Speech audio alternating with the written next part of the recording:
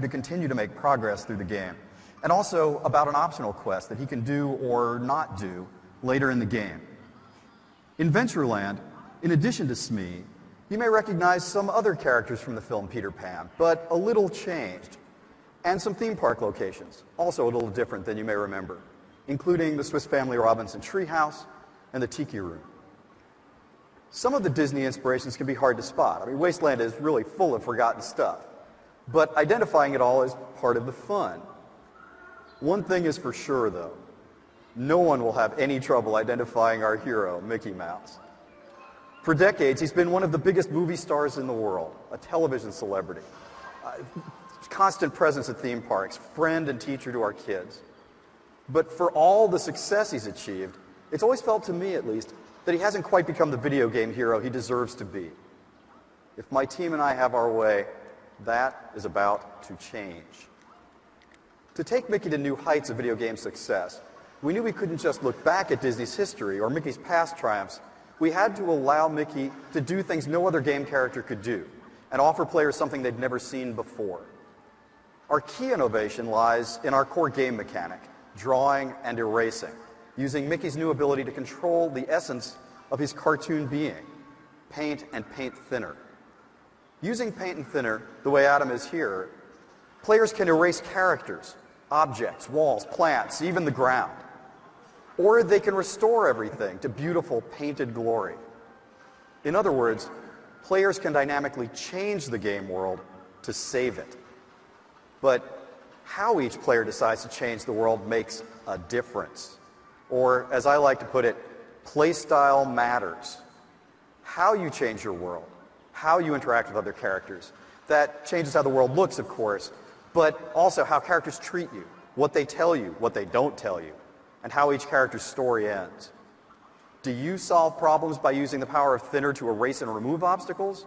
Or do you solve problems with the power of paint, the creative power? Do you use paint or cleverness to turn enemies into friends, or do you simply defeat them?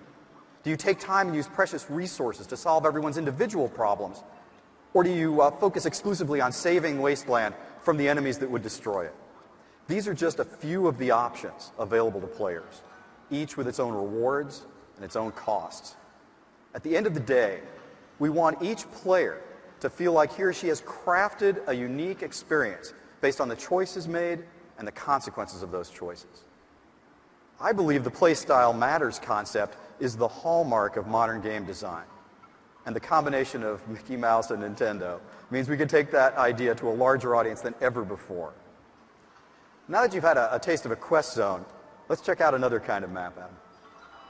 You see, there are 3 location types in Disney Epic Mickey, a game that combines the best of adventure, platform, and role-playing games.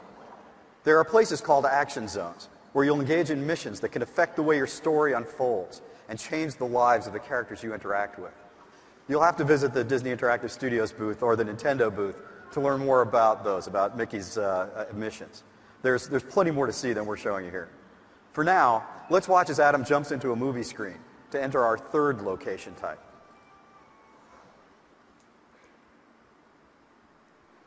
What you're about to see is called a travel zone, and it takes Mickey from one part of the wasteland to another.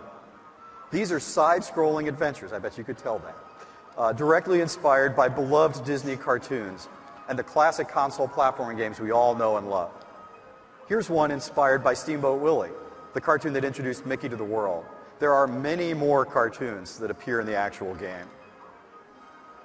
In closing, let me just say how excited I am that Disney has allowed me to create a game featuring Mickey Mouse. It's the company's crown jewel. Not many people get the opportunity to work with a star of this magnitude, to be a part of an 80-year history of joy and laughter. With Disney Epic Mickey, we honor Disney's rich creative heritage, to be sure, but to be true to that heritage, we had to honor another aspect of Disney's history. Walt himself once said, "It's kind of fun to do the impossible." Innovation has been part of Disney's culture and Nintendo's from the start.